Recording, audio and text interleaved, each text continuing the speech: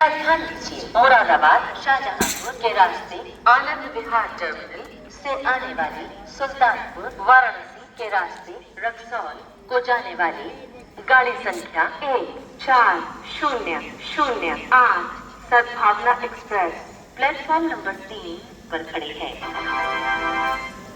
May I have your attention please? Train number 14008 Sadbhavna Express from Anand Vihar Terminal via Moradabad, Shahjahanpur to Raxaul via Sultanpur, Varanasi is standing at platform number 3. कृपया ध्यान दीजिए, मुरादाबाद शाहजहांपुर के रास्ते Anand Vihar terminal से आने वाली सुल्तानपुर वाराणसी के रास्ते रक्सौल को जाने वाली गाड़ी संख्या 140008 सद्भावना एक्सप्रेस प्लेटफॉर्म नंबर 3 पर खड़ी है।